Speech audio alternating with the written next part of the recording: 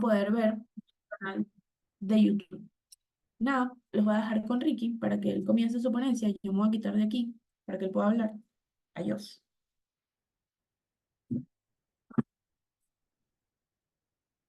Hola.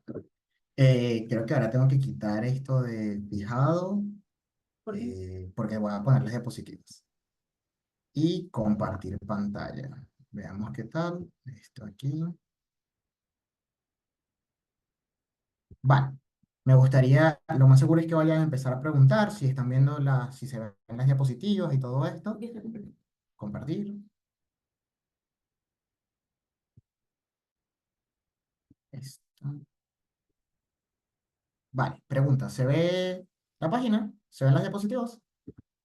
Ok. Si las amplío se ven, necesito que las personas que Sí, estoy sí, está viendo. bien. ¿Sí se ven? ¿Sí se ve amplio o se ve solamente la página como pequeñita de Canva? Se ve amplio. Vale, perfecto. Bueno, entonces voy a echar para atrás un momento porque están que si en la última diapositiva. Vale, ahora sí.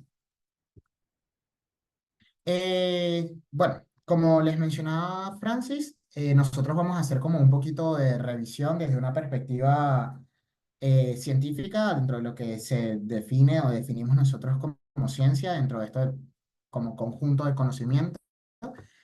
Como una forma de responsabilidad, les voy a hablar un poco sobre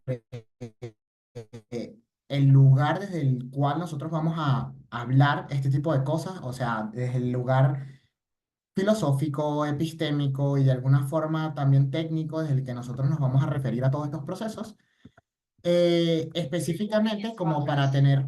ya. Ya, dale. Ok. Efectivamente, como para que podamos estar todos informados de lo que se está generando y del lugar en donde nosotros estamos explorando este fenómeno, ¿sí? Primero que nada, muchísimas gracias otra vez a todas las personas que están aquí. Vamos a hablar justamente del fenómeno del suicidio y lo vamos a hablar desde una perspectiva conductual contextual. Esta perspectiva parte de una ontología realista, es decir, nosotros comprendemos y entendemos que de forma última, ontológica, el mundo es real. No es una construcción en cuanto a términos verbales y que existe más allá de las acciones que nosotros podemos hacer como personas. Es decir, la realidad existe independiente de nuestras acciones como personas, pero nuestras acciones sí tienen una influencia, por así decirlo, en los elementos reales a través de una epistemología, como para contextualizar, de una epistemología materialista. Somos parte del mundo, claramente vamos a influir en algunas cosas del mundo, pero no vamos a influir en cuanto a la realidad propia del mundo. En esta epistemología materialista, nosotros entendemos que todos los fenómenos que estamos observando tienen una relación en cuanto a lo material. No creemos en que existe otra entidad, sino en que creemos que existe lo material y por lo tanto muchos de los fenómenos son materiales en sí mismos o emergentes de lo material, ¿sí? Y vamos a centrar nuestro nivel de análisis en estos momentos a través de como nuestra estrategia de análisis, va a ser a través del enfoque de red.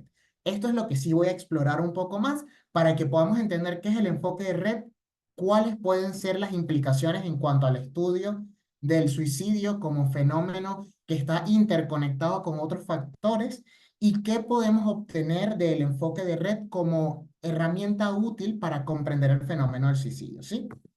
Lo primero que les voy a explicar es qué es esto del enfoque de red. El enfoque de red es una estrategia que parte de otras disciplinas, entre ellas, por ejemplo, el estudio sobre el clima, el estudio sobre catástrofes, algunas aplicaciones un poco, realmente es un modelo matemático que explora las relaciones entre diferentes elementos y cómo estos diferentes elementos pueden generar ciertas redes que se retroalimentan o no y cómo estas redes pueden generar un sistema de explicación no causal. ¿Qué significa esto? O sea, de causa no lineal. ¿Qué significa esto? Que no decimos que los fenómenos son generados por algo previo y ese previo por algo previo, sino que los elementos y los fenómenos que observamos son multicausales. Es decir, hay muchísimos elementos que están permitiendo que un fenómeno se genere Por lo tanto, una explicación que se reduzca a un solo factor es una explicación que va a quedar bastante limitada dentro del proceso de análisis. Este modelo de red es tomado justamente dentro de la terapia basada en procesos. Es una de las estrategias y uno de los recursos que se toma dentro de la terapia basada en procesos, propuesta por Hayes y Hoffman. Y en el libro, yo estoy tomando justamente el enfoque de red que está planteado en el libro de terapia basada en procesos.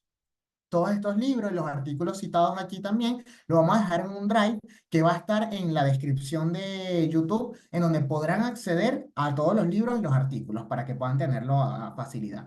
Por lo tanto, no me voy a centrar en el enfoque de redes complejos que citan algunos otros autores, sino el que se cita de forma sencilla dentro del libro de terapia basada en procesos. Es solamente un acercamiento.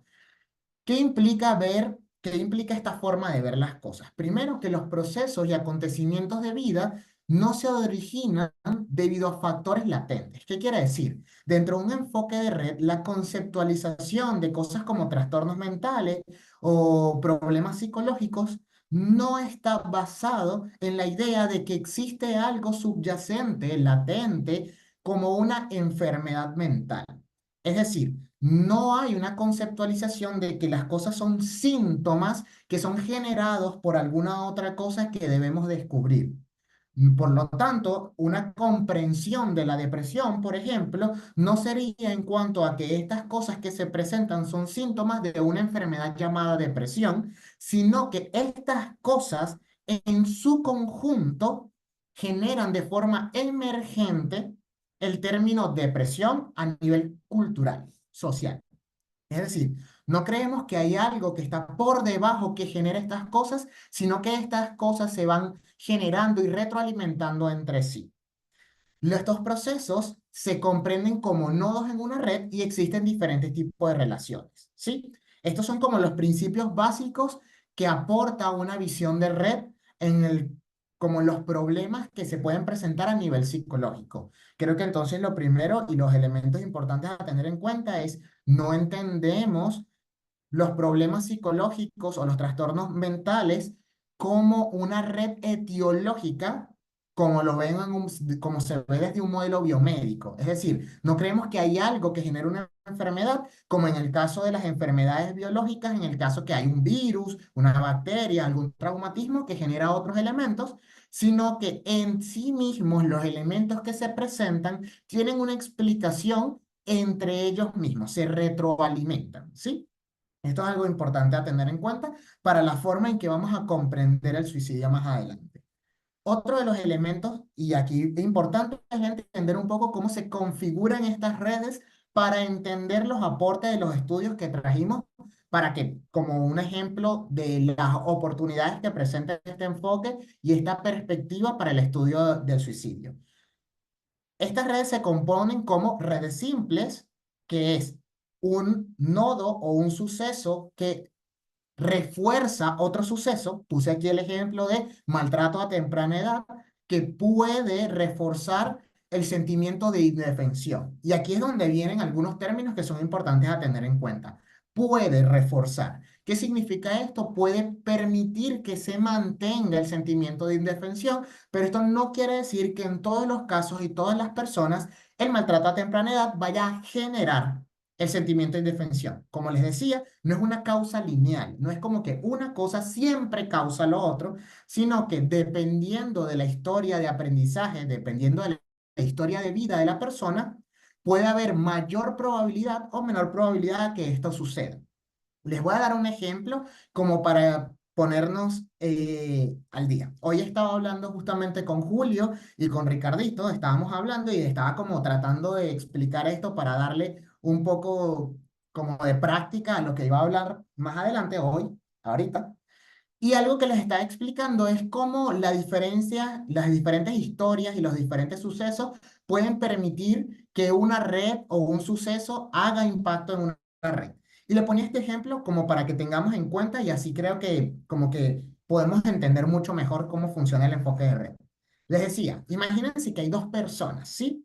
Una persona se ha acostumbrado en su vida por cuestiones de crianza y todo este tipo de cosas a acostarse temprano, a levantarse temprano, apenas se levanta, monta un café y cuando termina de hacer su café empieza a hacer un pocotón de actividades que ya tiene bien sistematizadas y cronometradas y termina esas actividades a las 3 de la tarde y luego termina de hacer otras cosas y siente que su vida fue productiva, su día fue productivo, termina su día, se siente bien.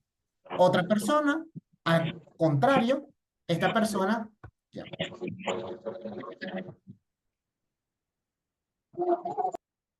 ok, esta persona, al contrario, es una persona que está acostumbrada a acostarse muy tarde, ¿sí? Y se levanta bastante tarde. Cuando se levanta, digamos que se levanta a las 12 del mediodía o 1 de la tarde, y está acostumbrado a no hacer nada por ese rato hasta como las 3 de la tarde, y en ese momento se sienta a trabajar, a hacer otras cosas y vuelve a acostarse tarde y todo este tipo de situaciones. Ahora estas dos personas justamente van en una camioneta. Van en una camioneta, ese día tuvieron que salir, están en una camionetita, están, no sé, de San Diego a Valencia. Y de repente esa camionetita a las 7 de la noche se quedó accidentada en medio de la variante. Y en medio de la variante se queda accidentada la camioneta, no logran resolver muy bien, empiezan a llamar a alguien que auxilie, las personas no tienen a nadie que los pueda ir a buscar, no tienen dinero para pagar un taxi, qué sé yo. Se tuvieron que quedar ahí mientras organizaban y no sé, reparaban la camioneta. La camioneta la terminan de reparar muy tarde, la terminan de reparar a eso de las 10 11 de la noche, por lo que ambas personas llegan muy tarde a su casa, ¿sí? Luego que llegaron muy tarde, esta persona, la persona que se acostaba temprano, se siente frustrado porque llegó tarde, se acostó tarde y entonces se para igualmente temprano, pero se para muy cansado porque no está acostumbrado a acostarse a esa hora y siente que no rinde muy bien. No rindió muy bien en su día y de repente empieza a sentir culpa por no haber rendido bien y esta culpa hace que empiece a sobrepensar cosas. Hoy fallé, no hice lo mejor en mi trabajo, muy seguramente las personas me vieron mal porque no rendí bien en mi trabajo, seguramente se estarán preguntando si pasó algo, qué sé yo. Y aumenta todo esto generándole una sensación de ansiedad, cuestión que hace que esa noche tampoco se logre acostar temprano pensando en todas esas cosas que no logró hacer en el día. Al siguiente día otra vez se levanta fatigado y empieza justamente todo el proceso nuevamente. En la vida de esta persona, este factor, esta situación, el hecho de haberse quedado accidentado, no estamos hablando sobre una situación tremendamente vulnerante ni tremendamente traumática. El hecho de haberse quedado accidentado generó un gran impacto dentro de su experiencia de vida. Y puede ser que esta persona de repente termine yendo al psicólogo diciéndole, me siento demasiado insatisfecho con mi vida porque ha pasado semanas en donde se sigue le acostando tarde, se sigue levantando temprano, sigue sintiendo fatiga, cada día rinde menos, pero ya él se olvidó justamente del suceso del carro, nada, no le está adjudicando la situación a ese fenómeno, sino que ya siente que él está fallando y todo este tipo de cosas. Mientras que la persona que está acostumbrada a acostarse tarde puede ser que llegó y dijo, bueno, pasó, sigue otra vez haciendo algunas cosas y termina otra vez acostándose tarde y no hubo ningún efecto en su vida. Lo que quiero hacer con este ejemplo es como mostrar cómo estos elementos que como generan un impacto en la relación de vida dependen muchísimo de los factores que ya la persona ha tenido en su experiencia, a su historia de vida, a su historia de aprendizaje. Y por eso mismo podríamos tomar como una idea de por qué hay personas que pueden vivir algo tremendamente difícil y otras personas pueden vivir exactamente lo mismo y algunas personas tienen efectos tremendamente problemáticos en su vida y tremendamente como vulnerantes en su vida y otras personas como que no los afecta tanto. Y es porque realmente somos redes complejas. Y aquí es donde voy un poco a esta situación. La otra forma es una relación compleja. Imagínense que esta situación de maltrato genera este o refuerza este sentimiento de indefensión y el sentimiento de indefensión hace que la persona no establezca límites y el no establecimiento de límites retroalimenta la sensación de indefensión y también le permite estar en situaciones en donde también puede ser vulnerada nuevamente. A estos elementos, y aquí los voy a ir señalando, este elemento se conoce como retroalimentación, que un factor genere de pie a otro, y discúlpeme que diga genere, pero estoy muy acostumbrado a esta visión como secuencial mecanicista, pero que un factor de pie a otro y que este factor ahora retroalimenta el primero y se generan estas situaciones en donde se mantiene un bucle en el tiempo. Quiero preguntar, ay, disculpen, quiero preguntar hasta estos momentos si alguien tiene una duda para poder pasar a la otra parte, pero si alguien tiene una duda y así podemos explorar. ¿Puedes bajarle un poquito, por favor? Que estoy viendo una clase. Gracias. No le estás dando clic. No sé si Natasha quería hablar, pero bueno. ¿Alguien tiene una duda?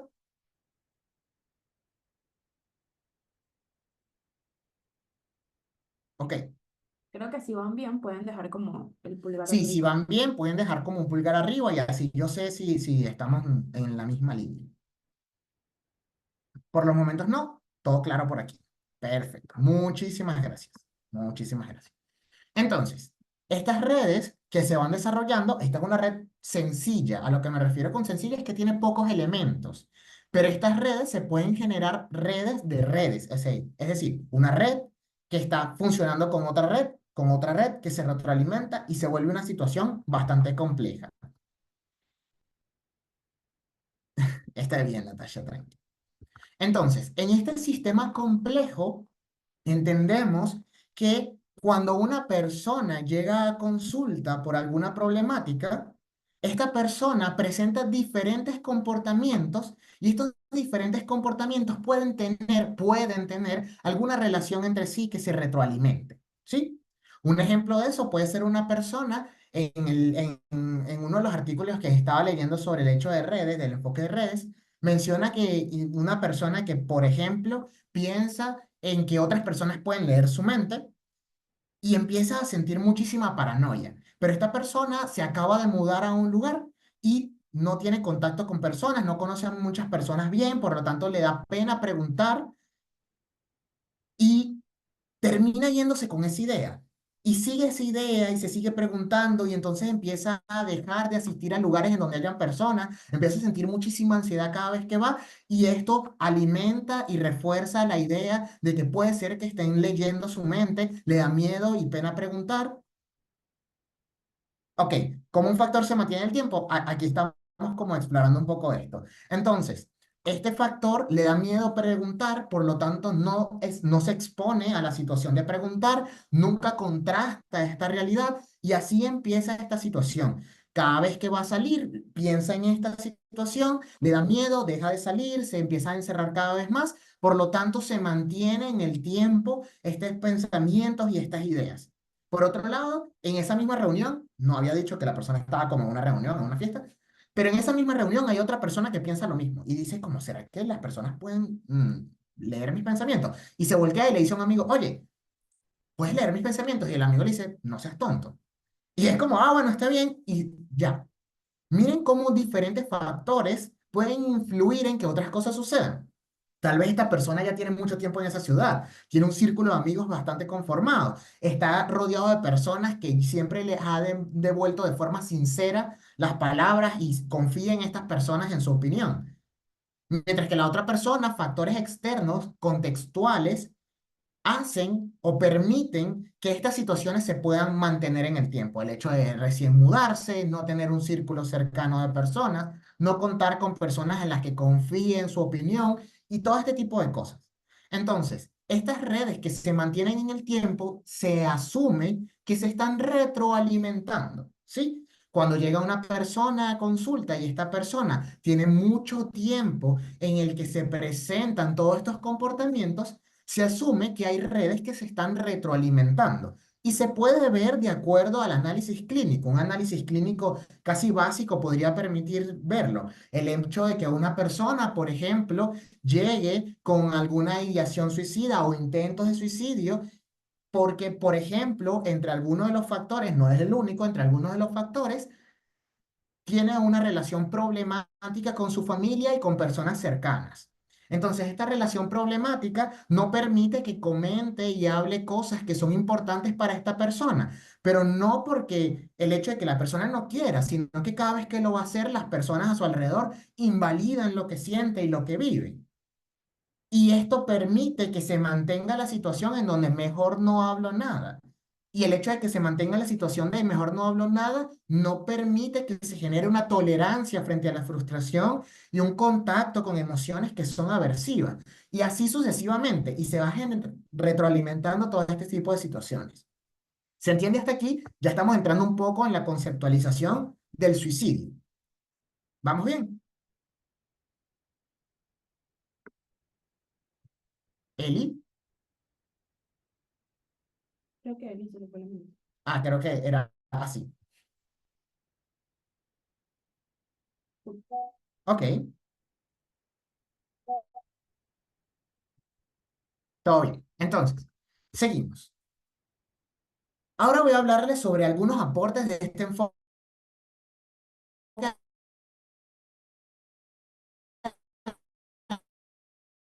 a la comprensión del suicidio. Es un enfoque bastante nuevo en implementación de la psicología. Por lo tanto, no sé si me escuchan.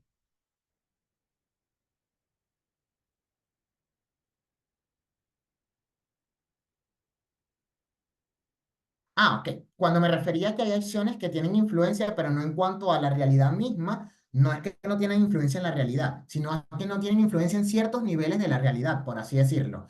Cuando nosotros hacemos e interactuamos en el ambiente, tenemos alguna influencia en otras personas, en el ambiente material, el hecho de organizar la casa y todo eso, pero lo que quería hablar al principio es diferenciar y poner claramente cuál es el lugar de las psicología contextual en cuanto a los fenómenos y es, por ejemplo, el hecho de que no se cree que el mundo sea una construcción verbal o una construcción imaginaria de nosotros como entidades. Es decir, muchas de nuestras acciones no tienen, o nuestras acciones en general, por ejemplo, no tienen influencia en un nivel subatómico. No podemos cambiar el peso de un átomo pensándolo, por ejemplo. Julio. Que hay dos tipos de influencia en la teoría de redes, que son influencias directas e influencias indirectas. Muchas veces la mayoría de cosas son influenciadas de forma indirecta. Exactamente. Entonces, los estudios que se citan para poder compartir algo de conocimiento son estos dos. No los voy a leer, están en inglés, no voy a pronunciar eso. Lo que voy a hacer es justamente dejarlos en la carpeta para que puedan ustedes mismos revisarlo. Y voy a hablarles un poco sobre qué elementos o cuáles fueron estos aportes de estos estudios. Lo primero que en estos estudios se habla, dentro de las como conclusiones de estos estudios, es que los estudios anteriores, en base a la conceptualización y el abordaje del suicidio, se centraron en factores muy amplios. En la mayoría de estos factores se entienden como diagnósticos, ¿sí? Se centraban en procesos diagnósticos o redes y subredes vistas como un todo. Es decir, se centraban en experiencias amplias de las personas y no en situaciones puntuales que nos permitieran conceptualizar mejor cuáles eran las cosas que permitían un riesgo suicida. ¿Sí? Estos estudios justamente están centrados en eso, en poder determinar cuáles son estos procesos que se observan en las redes para poder ser mucho más precisos al momento de predecir la aparición de ideación suicida o de intentos de suicidio. ¿Por qué? Porque una de las cosas que mencionan estos artículos es que el sistema de factores de riesgo y de protección, muchas veces cuando los observamos, ya la persona presenta ideación suicida o intentos de suicidio. Y lo que se está buscando con el enfoque de redes es aproximarnos a ideas y a procesos que puedan predecir antes de que siquiera la persona presente la ideación. ¿Por qué? Porque nos permitiría tener un abordaje muchísimo mejor, más puntualizado y más preciso para evitar que en ciertas situaciones las personas que no tienen un seguimiento constante, por ejemplo, en psicoterapia, se presenten eh, como dichas conductas, por ejemplo, la ideación, el intento de suicidio y en general. ¿Esto tiene relación con el análisis en cadena de DBT? No, realmente yo creo que podría más adelante tenerlo y yo sinceramente se ha puesto a eso, pero actualmente no. Julio. Que en función de la pregunta de Leander, realmente lo que plantea el enfoque de redes es una forma de análisis funcional. O sea, es una forma de análisis funcional y hasta cierto punto una forma también de integrar como diferentes explicaciones en psicopatología, pues. Exactamente. Entonces, por eso hacía como referencia a este sistema, que podemos ver cómo se retroalimentan los elementos. No es un análisis funcional como típico del análisis de conducta, que tiene su reforzador y eso, porque asumimos que estos elementos se están reforzando, sino que es un análisis que tiene relación con elementos que se han estudiado a nivel también estadístico. Julio, No creo que tienen la mano levantada del ah, chat. no sé si tienen todavía la mano. No la levanté, voy a bajarla, disculpen. Ok, entonces, otros elementos que también estudian y se han logrado observar a través de estos estudios es el hecho de que la forma en que se distribuyen estos factores de riesgo muchísimas veces no nos permiten observar claramente cuál es el proceso que está viviendo la persona.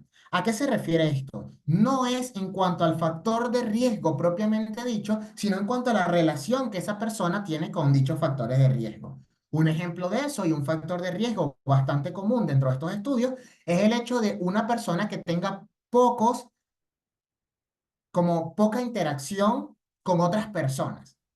Pero si esta persona en su historia de aprendizaje siempre ha tenido poca interacción con otras personas, muy probablemente en su caso esto no sea un factor de riesgo tan claro como algunos otros elementos. Entonces, ¿qué podemos hacer para poder abordar y para poder profundizar en esto?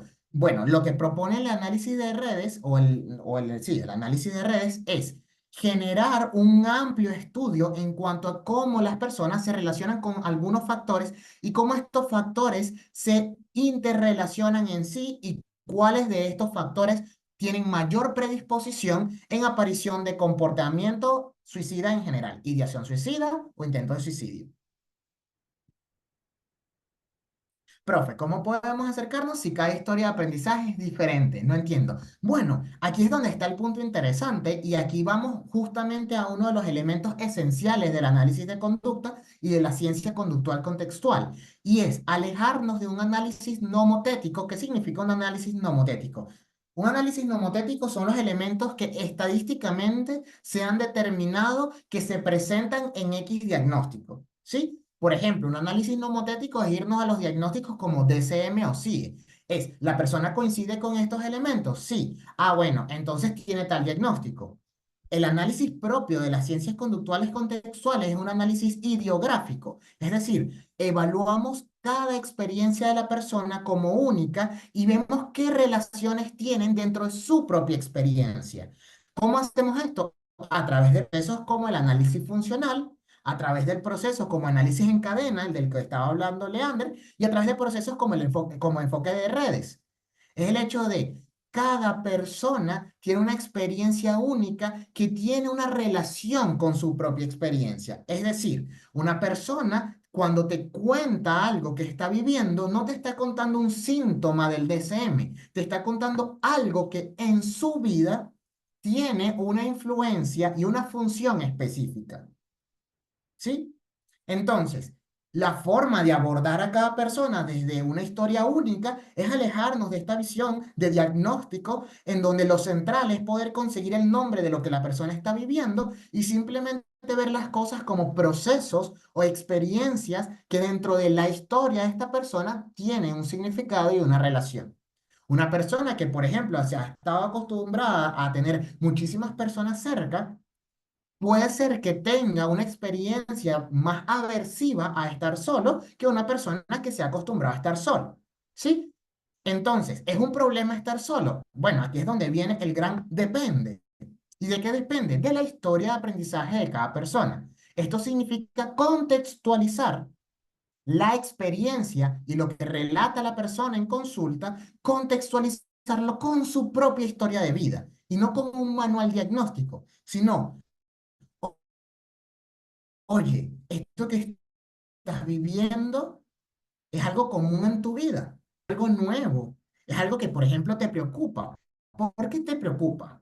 Ah, no, bueno, porque antes yo no vivía esas cosas. Ah, hay que tener como un ojo con esto. ¿Sí? Entonces, estos elementos y este enfoque de red lo que nos permite es tener como un ojo como un poco más eh, al tanto de cuáles son los elementos que en general pueden tener mayor riesgo.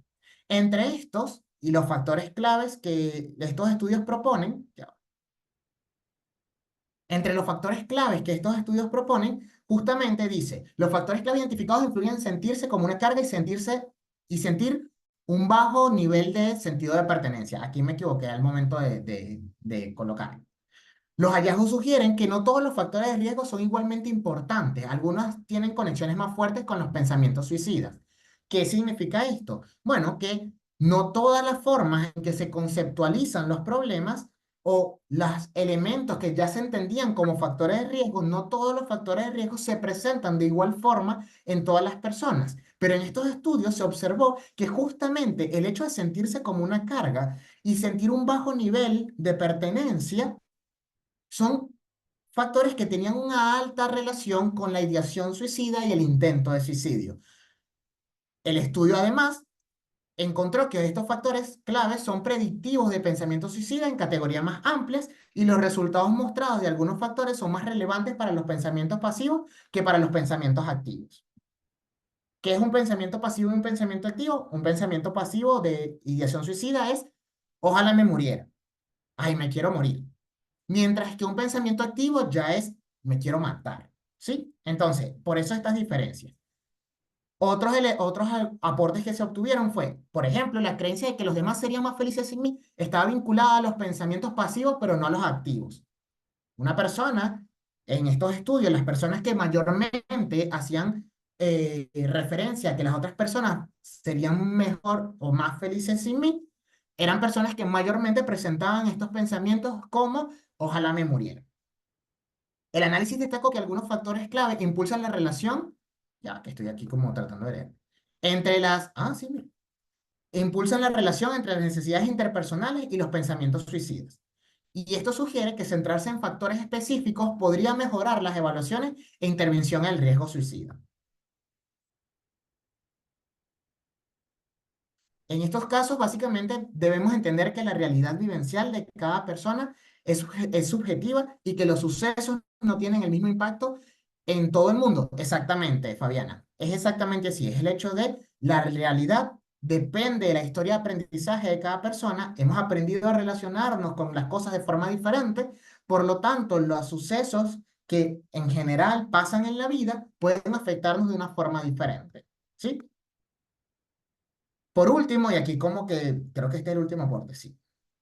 Por último, y este es el aporte, los aportes un poco más extensos, se llegó a la conclusión de que los factores de riesgo en la red estimada que estuvieron en la centralidad de mayor fuerza fueron sentirse deprimido. Ojo, sentirse deprimido se entiende como justamente la verbalización de. No estamos hablando de un tema diagnóstico, es el hecho de que las personas lleguen y digan, sinceramente me siento muy deprimido y deberíamos explorar también eso. Oye, ¿qué significa para ti sentirte deprimido? Pero entendemos que por nuestro contexto socioverbal, el hecho de verbalizar que estamos deprimidos, ya hay algo ahí que podemos estar pendientes de tener en cuenta, no como algo latente, sino que ya es algo a tener en cuenta como una conducta en sí misma. Porque la persona utiliza la palabra deprimido y no triste. Y no hay que irnos a una situación de como superinterpretación. La mejor situación es preguntar, oye, ¿qué significa para ti estar deprimido? ¿Sí? Otro de los factores es sentirse desesperanzado y percibirse como una carga. Estos factores tuvieron la primera y segunda y cuarta centralidad de fuerza más alta respectivamente. ¿Qué es eso de centralidad? Tuvieron mayor relación con otros elementos dentro de este enfoque de redes. Es decir, había muchas flechitas con otros elementos. Y por último, los factores protectores con mayor centralidad, es decir, los más importantes e influyentes para evitar el riesgo suicida, de fuerza en la red estimada fueron la autoestima y el apoyo social, teniendo la tercera y quinta centralidad de fuerza más alta respectivamente. El hallazgo de que el hallazgo de que estos dos factores protectores tienen una centralidad de alta fuerza en la red estimada sugiere que estos pueden ser factores importantes a tener en cuenta al determinar el riesgo suicida. Además de eso, permite generar o reducir el riesgo para desde enfoques de prevención. ¿Qué significa esto? Que no solamente nos permiten observar cuál es el lugar de estas situaciones en cuanto al abordaje cuando ya la persona presenta ideación suicida o intento de suicidio, sino que saber que estos dos factores, la autoestima y el apoyo social, son centrales para prevenir el intento y la ideación suicida, nos permite generar programas que puedan prevenir, trabajar en diferentes entornos, el hecho de la autoestima y el apoyo social ayuda a prevenir la ideación y los intentos de suicidio. Entonces, algo que me llamó la atención y para darle paso a Francis ya, porque ya me alargué mucho, pensé que iba a hablar poquito, eh, algo que me llamó mucho la atención del trabajo, ya les digo cuál es el trabajo, el segundo que estoy citando aquí, el de Brown, fue que los dos elementos que tuvieron mayor relación dentro de la red fueron el hecho de tener un trabajo estable y tener estabilidad financiera. ¿Por qué hago justamente hincapié en esto? Como estamos teniendo una visión contextual, también es importante ver cuáles elementos externos a la persona son tremendamente importantes para prevenir la ideación y el riesgo suicida. Y dentro de este estudio determinaron y se dieron cuenta que los dos elementos que tenían mayor relación, que eran externos a la persona, eran el hecho de tener un trabajo estable y además de eso, de tener una situación financiera estable. ¿Qué significa esto? Que bueno, que en nuestro ejercicio profesional es muy importante tener en cuenta todos estos elementos, pero sabemos que si una persona refiere a una sensación de sentirse deprimido, además que se siente desesperanzado y se percibe como una carga, y además de eso menciona que perdió su trabajo, y además de eso, si dice que, bueno, justamente por perder su trabajo, siente que está en una situación complicada económicamente, podríamos ya tener en cuenta, adelantarnos, prevenir, preguntar sobre temas como ideación suicida o intento de suicidio. Hablarlo abiertamente. ¿Has pensado últimamente en matarte, en hacerte daño, en alguna de este tipo de cosas? ¿Has pensado en morirte? ¿Sí? Y sé que en algunas ocasiones esta idea de, ¿y qué pasa si lo pregunto y dejo la idea? No, se ha demostrado a través de las investigaciones y muy seguramente ya eso se ha hablado en otros espacios que ahí se está creando y que ha creado en el pasado, se ha hablado sobre el hecho de que hablar directamente de eso, preguntar de eso, es mucho más efectivo para prevenir ideación e intento de suicidio que simplemente esperar a que suceda algo que dé indicios claros sobre la situación.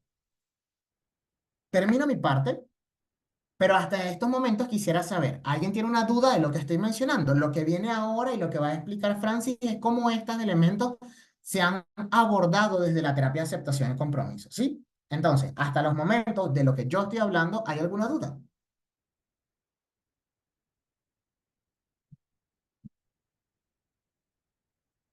Si no, manito arriba, dedito arriba y listo. Perfecto. Muchísimas gracias. Entonces, me retiro. Puedes apagar el aire. Bueno. Me estoy muriendo de frío. Siento que estamos jugando a la silla caliente. Ya. Bien. Ok, Ricardo les mintió.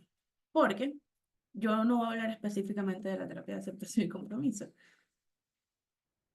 Pero sí. Bien. De aquí en adelante vamos a revisar qué hacemos entonces desde una perspectiva conductual contextual en terapia. ¿Sí? ¿Qué intentamos? En primer lugar, quiero hacer un disclaimer o una aclaratoria de que lo que les voy a explicar a continuación no intenta suplir la importancia y lo nutritivo de empaparnos en protocolos y más que en protocolos, en modelos que nos permitan trabajar el fenómeno del suicidio, ¿bien? Entonces voy a explicar como bien por encima sobre algunos elementos que parecen como comunes entre las diferentes perspectivas terapéuticas que manejamos en este momento dentro de lo que conocemos como un enfoque contextual de las terapias. Bien, entonces, en primer lugar, para poder hablar de qué hacemos en terapia, necesitamos como tener una idea, una línea base de cómo comprendemos el suicidio desde este lugar. Bien, entonces, una premisa común es esta idea de que el suicidio se comprende el comportamiento suicida como un intento de solución de los problemas, ¿ok? Enmarcado en el escape del malestar emocional que se ha significado como insoportable. ¿A qué nos referimos con esto? Se entiende el comportamiento suicida como el resultado o las consecuencias de ciertas condiciones de vida que pueden ser difíciles o desafiantes para la persona, pero que justamente he explicado desde esta misma posición que Ricardo les acaba de decir, con el pasar del tiempo se ha reforzado que esta situación es insoportable, no se puede manejar, es interminable, la persona empieza a considerar la situación del malestar emocional como algo de lo que nunca jamás en su vida va a poder escapar. Bien, entonces, si sabemos o si pensamos desde esta misma lógica, podríamos ver que pensar que no puedo escapar de mi malestar y que yo soy el ente que sufre este malestar y que lo genera y que lo piensa y que lo vivo y que mi cuerpo, entonces probablemente la forma más efectiva de salir de esta situación de malestar sea dejar de existir, ¿sí? Incluso desde la premisa o la perspectiva de la evitación experiencial, decimos que la forma, como la mayor demostración de evitación experiencial, es el hecho de querer quitarnos la vida, porque es una forma de escapar del sufrimiento, ¿sí? Estas conductas de escape están enmarcadas también en las autolesiones, el pensamiento, la ideación y la planificación suicida. Bien, entonces, entendemos también que en esto influye unas condiciones de vida que son desafiantes. ¿Qué implica esto? Que entendemos desde esta perspectiva que no es que el sufrimiento de la persona viene de la nada, ¿sí? Entendemos que este sufrimiento y este malestar y esta concepción del malestar, la relación que la persona establece con su propio malestar, se va desarrollando a lo largo de su vida por su historia de aprendizaje. Entonces, ¿qué hacemos nosotros? ¿Qué es lo que buscamos intervenir o qué es lo que buscamos explorar? ¿Sí? Entendemos que la suicidalidad, amo esta palabra porque la proponen dentro del libro que les vamos a dejar en el Drive, que es una guía completa sobre el trabajo de la intervención en suicidio desde diferentes modelos, desde la prevención, desde la aplicación de diferentes protocolos y la posvención. Son diferentes capítulos, está muy sencillo de leer, lo vamos a dejar en el Drive que les vamos a compartir. Entonces, se entiende, o estos autores, Strossal y Reyes, se entienden la suicidalidad como una forma de afrontamiento, ¿sí? En el que la persona va desarrollando diferentes conductas de escape que siempre, a las que siempre recurre en situaciones de malestar que son insoportables para la persona, ¿sí? Sin embargo, este como estilo de afrontamiento se establece a lo largo de la historia de aprendizaje de la persona por tres factores específicos. En primer lugar, estos son factores influyentes, no son factores determinantes, ¿ok? Es importante que sepamos diferenciar que desde las perspectivas conductual contextual nunca se busca como prescribir las razones o la existencia de lo que las personas están viviendo, de los diferentes fenómenos de malestar o lo que sea que la persona esté viviendo, sino que se busca de alguna forma generar algunos recursos que nos permitan visibilizar dentro del mismo abordaje terapéutico como esos puntos focales que yo necesito explorar como terapeuta. No busco explicar la conducta de la persona de forma anticipada, no busco explicar no sé, lo que la persona está viviendo, las razones de lo que la persona está viviendo, el funcionamiento de lo que la persona vive sin conocer su historia de aprendizaje, sino que al contrario, justamente estos factores dependen de la exploración de esa historia o historias de aprendizaje, ¿sí? Entonces, en primer lugar, tenemos un entorno social que modela, moldea y refuerza un pensamiento en donde el malestar psicológico es sinónimo de enfermedad y desgracias. Por ejemplo, cuando estamos frente a situaciones en el que nos relacionamos con el malestar de forma completamente aversiva. Yo no me puedo sentir mal, no es normal que yo me sienta de esta manera, no está bien que yo me sienta así. Entendemos que, y es un poco escabroso hablar sobre este tema desde este lugar, porque entendemos que muchas veces estas verbalizaciones funcionan para que las personas puedan identificar cuando necesitan recurrir a buscar ayuda. Y eso no está mal, pero debemos tener en consideración, y a eso es a lo que nos referimos con estos factores, que esas verbalizaciones, ¿ok? Esa sí, como que todas estas verbalizaciones tienen un funcionamiento y una repercusión en la vida de la persona. Y en este caso, ese funcionamiento y esa repercusión es que se empieza a modelar una relación completamente aversiva con el malestar. Una de las cosas, y esto se hace como tan central porque una de las premisas que también se comparten dentro de las diferentes terapias contextuales es que el malestar es algo que nosotros no podemos evitar, ¿sí? Incluso, por ejemplo, desde una perspectiva de DBT, que es como el modelo terapéutico que tiene mayor evidencia y que además se utiliza más frecuentemente para el trabajo del suicidio, es que nosotros no podemos evitar convivir con el malestar. No hay forma de erradicar el malestar de nuestras vidas. Esto también es una premisa que persigue ACT y que persigue FAB, que serían terapia de aceptación y compromiso y terapia analítico funcional. Bien, entonces, ¿qué pasa cuando una persona ha convivido con esta idea tan aversiva del malestar a nivel de emociones y de pensamientos que pueden ser incómodos? Resulta que en algún momento cuando ese malestar se presenta, que es innegable e inevitable, la persona no sabe qué hacer con esto, ¿sí? Entonces, esto nos lleva incluso al tercer punto, que serían los pocos modelos, prácticas o reforzamientos de alternativas de resolución de problemas. Si de por sí yo tengo una idea aversiva de lo que es el malestar, por supuesto que eso va a evitar que yo también me acerque a contactar con diferentes maneras o diferentes formas de afrontar el malestar. Bien, además de eso, tenemos una historia de reforzamiento diferencial en donde el comportamiento suicida ha sido reforzado negativa y o positivamente. En cristiano, en español, lo que esto significa es que ha habido una historia de aprendizaje en el que el comportamiento suicida, sí, las diferentes formas en que se pueda presentar el comportamiento suicida, desde las autolesiones sin intención suicida hasta el pensamiento, etcétera, eh, se han reforzado por encima de otros aprendizajes o por encima de otros repertorios conductuales. Estos reforzamientos pueden ser por reforzamiento positivo o por un reforzador positivo o de forma negativa. ¿Por qué?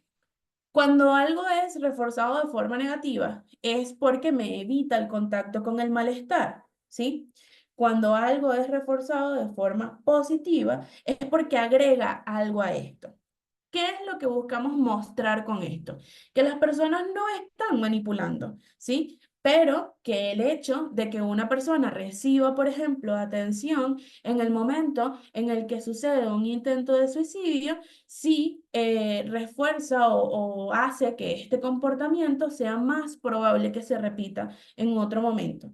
En el momento en el que autolesionarme hace que disminuya mi malestar o pensar desde de esto que les decía Ricardo, estos pensamientos pasivos, pensar en que ojalá me muera, ojalá yo camine por la calle y me lleve un carro, disminuya el malestar, la sola fantasía en sí misma disminuya mi malestar con respecto a lo que estoy viviendo ahora mismo, hace que sea más probable la aparición de este mismo pensamiento en otro momento en donde vuelva a sentir malestar o 5 minutos después o un minuto después, ¿sí? Entonces, ¿qué es lo que tenemos que tomar en cuenta o por qué son importantes estos tres factores? Porque es probable que dentro de la historia de aprendizaje de esta persona se presenten algunos de estos elementos y son lugares en donde nosotros podemos empezar a explorar por este entorno social, qué relación ha aprendido la persona a construir a partir de su malestar, qué relación tiene la persona que está frente a mí con su malestar. ¿Cómo es para ti sentirte triste? ¿Cómo es para ti sentirte sola ahora mismo? ¿Cómo es para ti el hecho de pensar en que a nadie le importas? ¿Qué te hace sentir eso? Eso hace que pienses en otras cosas. Cuando piensas en que estás sola en el mundo, ¿qué otras cosas también piensas? No porque sea importante el contenido del pensamiento. En efecto, ese contenido nos da una pista de qué camino podemos seguir. Pero además del contenido, tenemos que también tomar en consideración los efectos de ese pensamiento, que hay una historia de aprendizaje que se está reforzando y que nosotros podemos en algún punto intervenir e intentar, en la medida de lo que sea posible, disminuir. ¿Por qué? Nosotros no podemos evitar que las personas piensen, nosotros no podemos evitar pensar, tampoco podemos evitar tener respuestas emocionales, porque eso es parte de nuestra existencia, ¿sí? Pero sí podemos aprender a relacionarnos, es decir, responder de forma diferente a ese malestar, a ese pensamiento y y a esas emociones. Y esto lo vamos a ver a través de unos elementos. Como elementos generales que me parecen bastante interesantes de esto que les mencionaba de DBT, la creadora de DBT se llama Linehan, es una señora, es Marsha Linehan, es una señora que además creó este protocolo que se llama Protocolo de Evaluación y Manejo o Seguimiento del Riesgo de Linehan, ¿sí? Dentro de la exploración que se hace en el libro que les vamos a dejar, los autores consideran tres elementos que son como generales dentro de todo lo que se hace en el protocolo, ¿sí? En primer lugar, tenemos la evaluación del riesgo, es decir, de en qué lugar con respecto al riesgo suicida está la persona. Hay diferentes instrumentos que ayudan a medir esto. Julio, Termina de hablar el punto y después yo hablo. Jeje. Disculpa. ¿por qué no Es levantaste la que como mano? que quiero agregar algo. Está bien. Ok, luego de la evaluación del riesgo, tenemos la toma de decisiones sobre el riesgo que se hace en compañía de la persona y por último tenemos un plan de seguridad o de respuesta a la crisis y recursos de seguridad. Estos serían como tres elementos bastante generales dentro de lo que se hace en este protocolo. En el libro que les voy a pasar está explicado este protocolo y también está el protocolo basado en la terapia cognitivo-conductual que propone Beck para el tratamiento o la intervención en riesgo suicida. Ya puedes hablar, Julio. Algo muy importante cuando uno aplica el RRA, ay Dios, no lo sé pronunciar, pero algo muy importante que es como que a mí me resaltaba mucho cuando estaba haciendo como el curso de INITECOT, es como algo importante y esto es como mucha gente cuando lo aplica no lo toma en cuenta y esto pasa mucho en terapeutas cognitivo-conductuales que lo aplican y no toman en cuenta esto, y es que el LRAM está diseñado como con una postura terapéutica fija, es decir, la postura terapéutica en DBT que la postura terapéutica en DBT es una postura dialéctica, es decir, balanceo entre no directivo y directivo. Entonces, cuando tú evalúas que ya estás viendo y evaluando que el paciente ya hay un riesgo de ideación suicida y quieres hacer un error plan, es muy importante que al momento de aplicar este protocolo lo hagas desde la postura que está diseñado para ser aplicado. Es como, no es tan sencillo como eso está en el propio protocolo te lo dice, es como, esta postura está diseñada para ir en compás al protocolo. Y eso es un punto muy importante que mucha gente al aplicarlo no lo toma en cuenta. Y es como, es un punto muy importante a resaltar. Ok. Justamente por eso es que no me puse a explicar el protocolo porque tendría que dar clases de DBT y ese no es mi lugar en el mundo en este momento. Entonces, creo que tomar como estos tres elementos que son generales y son centrales y que además se comparten desde diferentes posturas de intervención dentro de las mismas terapias contextuales, es una buena forma como de introducir lo que vamos a ver más adelante. De nuevo, si quieren revisar el protocolo como tal, lo pueden ver en el libro sin ningún problema. Bien. Entonces, en este momento yo les voy a presentar por qué les dije que no iba a hablar específicamente de terapia de aceptación y compromiso. Porque existen, o mejor dicho, se ha dicho muchas veces que para intervención en suicidio lo mejor es trabajar con DBT. Y estamos de acuerdo con eso. Sin embargo, en este momento me gustaría utilizar los conceptos que se manejan dentro de del modelo de flexibilidad psicológica como una representación de los diferentes principios o, sí, como las premisas que comparten los diferentes modelos contextuales. ¿Por qué? Porque así estemos hablando de DBT, estemos hablando de terapia analítico-funcional, estemos hablando de terapia de aceptación y compromiso, dentro de todos esos modelos, con el mismo nombre u otro nombre, vamos a encontrar estos 6 elementos. Es decir, la importancia del contacto con el momento presente, los valores, las acciones comprometidas, ta, ta, ta. En este momento yo les voy a explicar como de forma bien resumida qué es cada uno de estos elementos para poder luego ejemplificar lo que quiero mostrarles, ¿sí? Ok. Lo que propone el modelo de flexibilidad psicológica es que está compuesto por estas diferentes habilidades que pueden practicar las personas de diferentes maneras y que nosotros los terapeutas buscamos modelarlas dentro del espacio terapéutico, ¿sí? Entonces, ya, denme un segundo.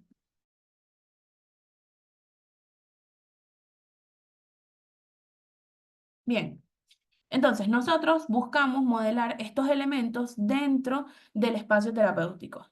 Para eso necesitamos entender qué son cada uno. En primer lugar, o en la punta de acá arriba del hexágono, tenemos el momento presente, que no es más que el contacto con las condiciones inmediatamente disponibles de las situaciones en las que nos encontramos.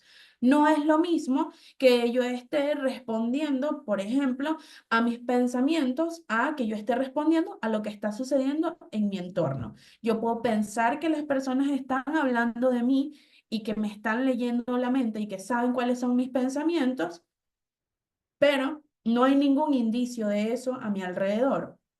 Entonces, si por ejemplo yo saliera huyendo de ese lugar, en ese caso estaría respondiendo a mis pensamientos. Leander, ¿quieres decir algo?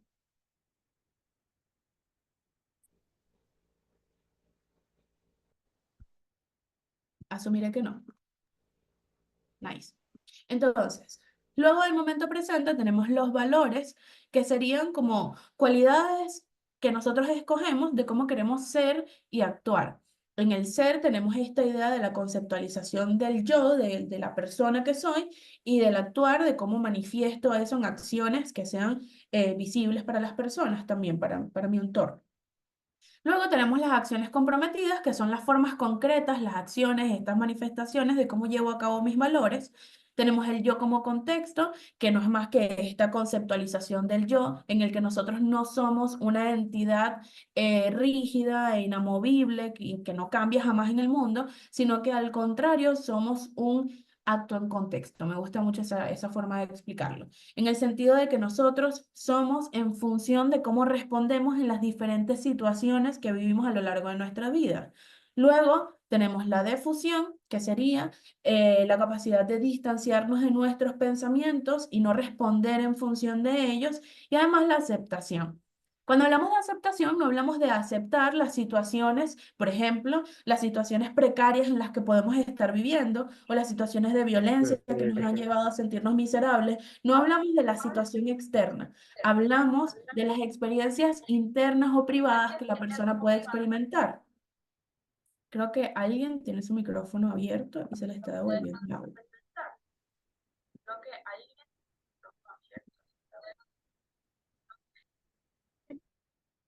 Ya. Ok, entonces,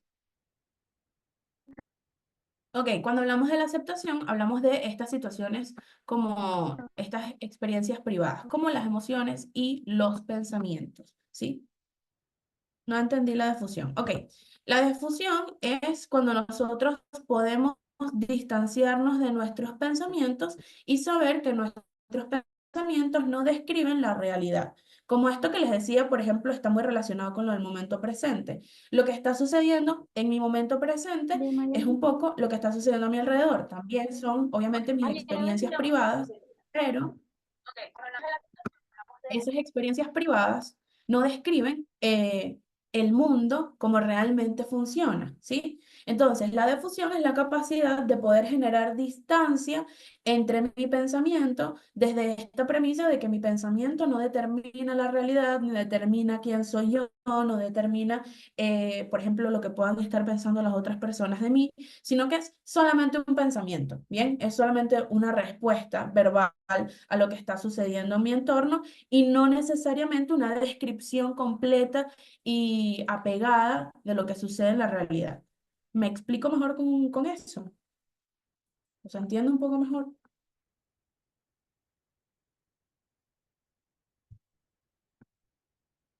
¿Estoy pendiente por sí? Ok. ¿Qué pasa? Ninguno de estos elementos funciona de forma aislada. Al contrario, todos estos elementos siempre se trabajan en conjunto. No hay forma en la que yo pueda trabajar momento presente sin trabajar de fusión. No hay forma en la que yo pueda trabajar momento presente sin trabajar la aceptación. ¿Por qué? Porque es completamente imposible que yo pueda como contactar con el momento presente sin haber practicado la habilidad de vivir con apertura y sin juicios mis experiencias privadas como mis pensamientos y mis emociones. Bien, entonces, luego de que entendemos el hecho de que todos estos conceptos siempre están en interacción y que además comprenden sí, como conjugan la forma en la que nosotros comprendemos el sufrimiento, pasamos entonces a qué hacemos nosotros en terapia con estos elementos. Voy a citar un estudio que también les vamos a dejar en la carpeta de Drive, que fue realizado en Francia con 35 pacientes ambulatorios que habían vivido algún tipo de intento de suicidio recientemente. Este es una prueba piloto, bien, porque es un estudio con una población bastante pequeña. Sin embargo, lo que tomo de importancia de este estudio tiene que ver con sus conclusiones. ¿Por qué? Porque justamente propone que la terapia de aceptación y compromiso. ¿Cuál era el concepto de aceptación? La aceptación es poder vivir nuestras experiencias internas con apertura, es decir, sin juzgarlas y desde como la apertura a la experiencia de que estoy viviendo un pensamiento y de que estoy viviendo una emoción, ¿sí? Entonces, en este estudio proponen que la terapia de aceptación y compromiso podría ayudar a reducir la intensidad o la frecuencia de los pensamientos o las conductas suicidas en general. Bien, ¿a qué se refieren con esto? Primero, por el hecho de que eh, la terapia de aceptación y compromiso o dentro de esta intervención se vio un aumento de las habilidades de aceptación debido al cambio de la relación con sus experiencias internas y una clarificación de lo que es importante para la persona. Si hablamos justamente sí, antes vimos que tenemos estos elementos como la aceptación y los valores que además se relacionan directamente, podemos ver que el hecho de que yo pueda saber cuáles son las cosas que son importantes para mí y que además guían mis acciones, ¿sí? Me va a ayudar también a generar un elemento que sea apetitivo a la hora de escoger la forma en que quiero actuar en función de una situación de malestar. Voy a poner un ejemplo más claro. Si yo estoy en una situación de lo que llamamos desregulación emocional, ¿sí? Y dentro de, por ejemplo, mi espacio terapéutico hemos empezado a trabajar el hecho de reconocer cuáles son las cosas que son importantes para mí en mi vida, porque de esta forma clarificamos los valores, ¿sí? Esto me ayuda a que en el momento en el que estoy afrontando esta situación de malestar, yo pueda utilizar esto como una especie de mantra, que es como le llamo yo en consulta con las personas que acompaño, para recordar ¿por qué estamos atravesando ese malestar? ¿Sí? ¿Qué es lo que hace que yo quiera tener esta actitud de disposición y apertura frente a mi malestar? Este elemento que ha sido importante para mí. ¿Ok? De esta forma empezamos a intervenir en estas redes que se van conformando sin querer como cambiar la perspectiva de vida de la persona, sino empezando a reforzar esos espacios en los que tal vez han habido como estos elementos de. Ok, profe, no entiendo esta parte. Ok, necesito que me digas qué es lo que no entiendes. Si quieres, puedes abrir el micrófono y como decirme qué es lo que exactamente no entiendes.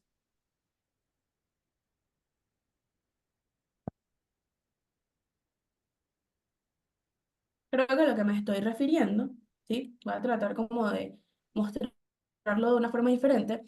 A lo que me estoy refiriendo es que les hablé sobre estos conceptos del Exaflex como una forma de graficar o mostrarles o ejemplificar qué es lo que se busca dentro de las diferentes intervenciones contextuales, ¿sí?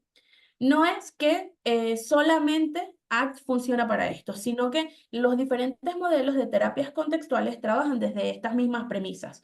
Buscan que la persona se acerque a vivir el momento presente, buscan que la persona tenga una consideración flexible de sí mismo, busca que la persona pueda contactar con elementos de su vida que puedan ser valiosos y que le ayuden a construir una vida que sea digna y que sea una vida con sentido para esa persona, ¿sí? Los valores y las acciones comprometidas son como otra forma de ver el sentido de vida de Frank, para ponerlo como, para traducírselos. Entonces, lo que sucede con todo esto es que los diferentes modelos para hablar de suicidio o intervenir en suicidio, buscamos de alguna forma em, promover cada uno de estos principios, ¿sí? Es decir, aumentar las habilidades de aceptación en las que la persona empiece a tener una relación diferente con su malestar, que la persona pueda identificar que este pensamiento y esta emoción que estoy viviendo no definen el resto de mi vida, sino que, como ya sabemos, son pasajeros, no determinan mi realidad, no determinan la persona que soy, porque esta conceptualización de mí no es lo que dicen mis pensamientos, que sería como una parte de defusión, ¿sí? Además, el hecho de que la persona pueda clarificar que es importante para ella puede ayudarle a conectar con eso en los momentos de malestar. No porque tener pensamientos positivos disminuya o elimine el hecho de que estamos en una situación difícil, sino porque justamente si creo que retomo el ejemplo que Ricardo les estaba dando al principio. Si yo soy una persona que no contacto con diferentes personas, que no sé, no practico actividades que sean importantes o que sean gratificantes para mí, ¿sí? Esto hace que probablemente se intensifiquen estas redes con respecto al malestar. Bien, entonces, de esta misma manera funcionan estos otros elementos. Justamente, ACT ayudó a aumentar el sentido de la existencia de estas personas porque al trabajar elementos como los valores y las acciones comprometidas, estas personas pudieron llevar a cabo acciones orientadas hacia sus valores o hacia lo que era importante para ellos en sus vidas. Incluso, creo que es importante acotar que durante este estudio, una de las personas se suicidó durante el primer mes de intervención. Esto viene de que estas personas eran personas en situaciones ambulatorias, eran personas que pertenecían al departamento de urgencias psiquiátricas y crisis de ese hospital en Francia. Por ende, era como parte de una de las posibilidades dentro del estudio. Sin embargo, luego del estudio, las personas o los participantes que terminaron el estudio, en el tramo de seguimiento, estas personas no volvieron a tener intentos de suicidio, ¿sí? El hecho de que nosotros como terapeutas podamos proveer de elementos que sean significativos para las personas en sus propios términos y en función de lo que estas personas tengan disponibles, y aquí es donde entra como esta parte contextual de lo que implican las terapias contextuales y de esta misma como línea o hilo discursivo que buscamos mantener desde cualquiera de estos modelos terapéuticos. Es el hecho de que siempre necesitamos tomar en consideración los recursos que las personas tienen disponibles, desde recursos materiales, económicos y sociales, hasta los recursos emocionales que ha aprendido durante su historia de vida y los elementos que se han mantenido con ella. ¿Por qué esos elementos se han mantenido y de qué forma podemos encontrar como opciones, ¿ok? Que sean funcionales también en el contexto y que sean posibles, que sean accesibles? Con esto yo sé que, por ejemplo, hablar de sentido de la existencia, hablar de acciones que están orientadas hacia valores, suena bellísimo, pero trabajar y clarificar cada uno de estos elementos es bien complejo porque en la práctica no nos enfocamos en que solamente suene bonito, sino que para la persona sea accesible. Y muchas veces esto también implica enfrentarnos a un nivel de malestar que pueda ser menor, pero que no vamos a poder evitar.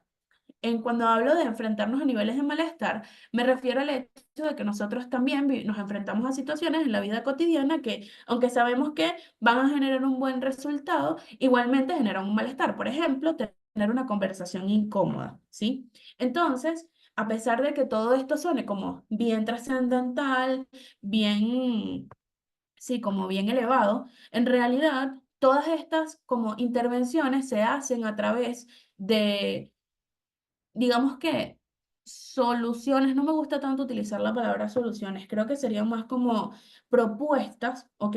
Que se puedan llevar a cabo dentro de la vida del paciente. Por eso no vamos a tomar en cuenta estas soluciones como de tienes que mandarlo a hacer tal cosa, tienes que mandarlo a trotar, tienes que mandarlo a que se compre algo que le guste, tienes que ponerlo a que escriba algo para que viva un día diferente. No buscamos romantizar las formas de intervención, sino que estos conceptos se utilizan más que todo por el hecho de que son fáciles y accesibles para conversar con las personas y mostrarles de qué otras maneras podemos ver nuestro sufrimiento, ¿sí? Por último, tenemos el hecho de que justamente dentro de esta intervención, ya voy a explicar qué se hace, qué significa eso. Dentro de esta intervención también hubo un impacto en los factores de riesgo que son modificables, como la desesperanza, el dolor psicológico y la calidad de vida. ¿Qué pasa? Si entendemos, como ya hemos visto desde hace un ratito, esto de las conductas suicidas como un patrón de comportamiento que viene de una historia de aprendizaje, entendemos que van a haber elementos que son modificables en los que nosotros podemos intervenir, ¿sí? La sensación de desesperanza y el dolor psicológico, que sería como el malestar que nosotros vivimos al rumiar o al sentir, por ejemplo, ansiedad frente a ciertas situaciones en las que estamos pensando, o sí, como cuando nuestro malestar responde a situaciones verbales son modificables. Cuando hablamos de calidad de vida desde una perspectiva contextual, no solamente lo vemos, porque no voy a lavarle la cara a nadie, pero no solamente se ve desde este lugar de que, bueno, de que comas bien y que comas saludable y que duermas tus 8 horas y trabajes y tengas tu dinero y ya, sino que también hablamos de poder conectar con elementos que sean, que estén dentro del rango de vida de la persona. Me explico a qué me refiero con accesible. Si nosotros estuviéramos promoviendo este lugar del bienestar y de la salud mental desde una postura hegemónica, estaríamos hablando de que las personas tienen que comer bien, tener una dieta balanceada, tener sus servicios, poder acceder a la educación, etcétera, etcétera. No preocuparse, mantener unos niveles de estrés que sean moderados para que la persona pueda llevar una vida funcional, etcétera, etcétera. ¿Qué sucede con eso? Podemos entender incluso desde nuestros propios contextos, que eso es bastante difícil, ¿sí? Mantener este estereotipo de vida que suena bonito y que nos muestran muchas veces en redes sociales y que actualmente se hacen cada vez más populares, es bastante complejo. ¿Qué hacemos o qué es lo que buscamos con que sea accesible? Que sea algo que esté dentro de las posibilidades de las personas con las que nosotros trabajamos. Las personas no quieren quitarse la vida solamente porque quieran y ya, el sufrimiento no viene de la nada. Hemos visto que viene de un montón de elementos de aprendizaje, pero que esos elementos de aprendizaje no dejan por fuera jamás las condiciones materiales en las que las personas están viviendo, ¿sí? Esto tampoco significa, porque nada de esto es totalitario, que las personas solamente se quieren quitar la vida cuando están en situaciones de vulnerabilidad económica o social, ¿sí? Sino que todos estos son factores que confluyen y que interactúan constantemente y que tienen que ser parte de nuestra exploración para poder intervenir, ¿sí? Si tomamos en consideración que además, dentro de contextos vulnerables como los que muchos de nosotros podemos vivir, eh, em, también tenemos una relación aversiva con el malestar, con el hecho de sentir tristeza, con el hecho de sentir frustración, entonces, ¿cuánto nomás se va a hacer como pesada o densa esa relación que hay o esas redes, esos núcleos, esos nodos que hay dentro de lo que implica sentirse mal, tener ganas de morirse y cómo esto se vuelve cada vez más una respuesta a la que recurrimos, ¿ok? Empieza a haber como una mayor frecuencia con respecto a estos pensamientos, con respecto a estas conductas, que son acompañadas de muchos otros elementos. Entonces, no solamente buscamos como saber qué es lo que la persona está viviendo, cómo se ha hecho daño, de qué formas lo ha intentado, cómo lo ha planificado, sino que también buscamos esos elementos que son circundantes dentro de la historia de aprendizaje y de la situación de vida, materialmente hablando, de la persona, que pueden estar interviniendo en que el malestar sea cada vez más difícil de sobrellevar, ¿sí? No quise como colocar aquí algo sobre intervención porque creo que eso es mucho más extenso y profundo, y lo que queríamos hacer con esto era mostrarles desde qué lugar nos posicionamos desde una perspectiva conductual contextual frente al trabajo con personas que están en riesgo suicida, ¿sí? No buscamos entenderlo solamente desde un protocolo. Los protocolos son útiles, pero incluso actualmente existe un sinfín de críticas a los protocolos por el hecho de que cada vez nos acercamos más y afianzamos más la idea de que necesitamos entender cada historia de aprendizaje desde su individualidad, bajo los principios que sabemos que son los principios bajo los que funcionan, pero desde la idea o la premisa de que no vamos a poder entender a las personas por generalidades, sino que necesitamos poder abordar el fenómeno del suicidio desde las individualidades o los factores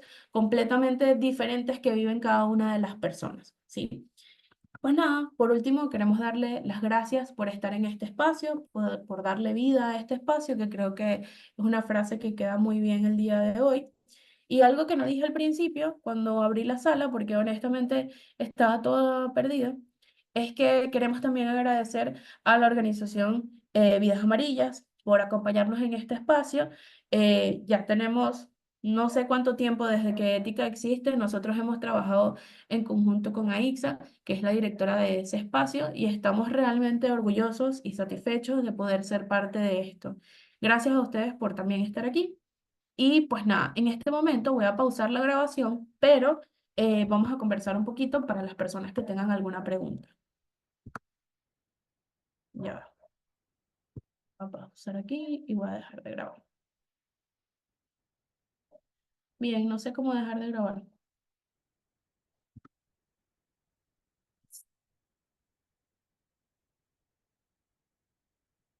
Aquí está.